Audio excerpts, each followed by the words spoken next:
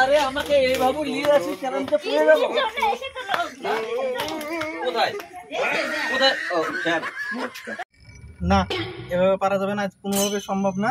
এই এক এক করে কিস্তি শুধু বাকি দিতেই থাকতে আর ডিউ করলে হবে না ম্যানেজার আমাকে শুধু জাতামাতা শুধু এই বলছে আমাকে সাসপেন্ড করবো ইয়া করবো হ্যাঁ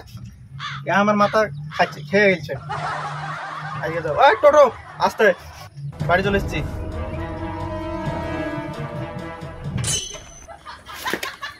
আর পারা যাবে না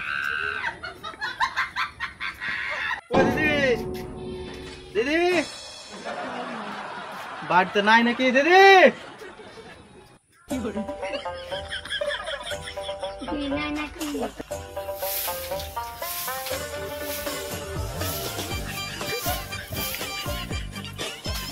কই দিদি বাড়িতে আছেন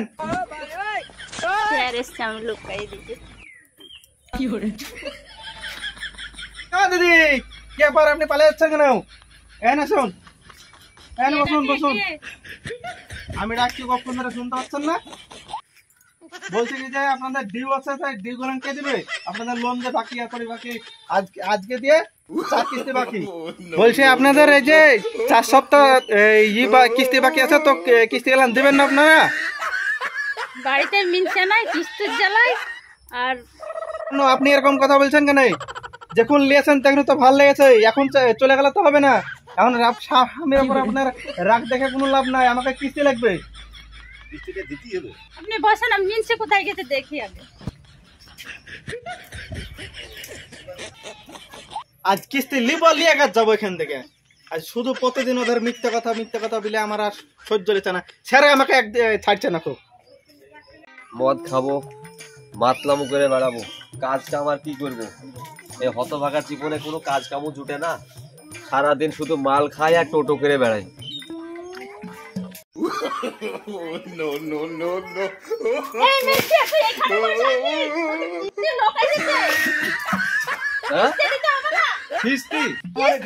খিস্তি কে বললো তোকে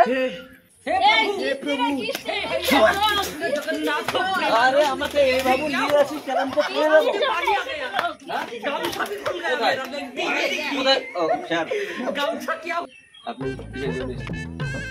সারাদিন মাতলামো করে বেড়ালে হবে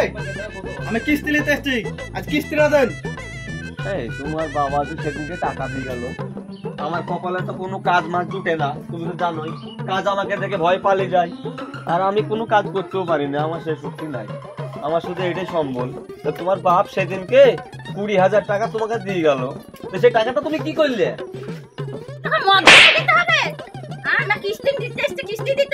জোরে তো খুব আসপর্দা হয়ে গেছে দেখছি এই স্যারের সাথে আমার স্যারের সামনে আমাকে অপমান করছিস সেদিনকে 20,000 টাকা দিল ও আমি খাটবো না তোমার বাপ 20,000 টাকা তোমাকে দিয়ে গেল এরকম সুন্দর রূপসী সাজগোজ করার জন্য নাকি হ্যাঁ আর আমি একটু মাল খেলি দোষ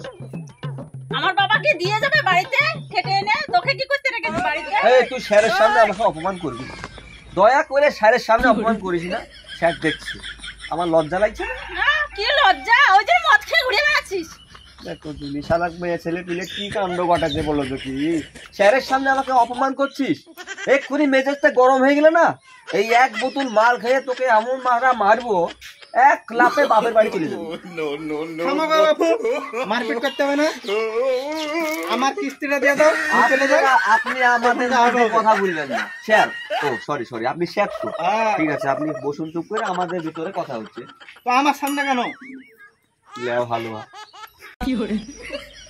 আজকে তুই আজকের মতো তুই কিস্তিটা দে যাহাই রে তারপর আমি সুন্দরভাবে আজ থেকে আমি আর মদ খাবো না আজকের মতন কিস্তিটা তুই দে আমাকে উদ্ধার কর আমি আর কোনোদিন মদ খাবো না এটা কান ধরছে এটা তো পা ধরছে তুই বলিস ঠিক আছে আর আজকের মতন তুই দে ঠিক আছে আজকের মতন দিয়ে দিচ্ছি আর মদ খাবে না তো প্রতিজ্ঞা করলে তো না আমি আর কোনোদিন মদ খাবো না এই কথা দিচ্ছি তোর হাত ধরে আমি কথা দিচ্ছি শোনা আর কোনোদিন আমি মদ ছবো না এই দেখ মদ খাবোই না আজকের মতন ঠিক আছে আমি আজকের মতন দিয়ে দিচ্ছি এবার জানে মদ না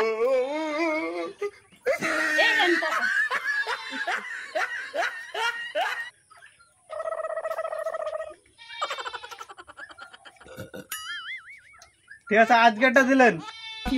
আর আপনাদের 3টে কিস্তি বাকি থাকলো, ডিউ থাকলো, ওইটা আমি স্যারকে বলছি, বলার পরে কি করা যায় দেখছি। ঠিক আছে, আসি তাহলে। হ্যাঁ আসেন, আর হবে না ভুল, আর এরকম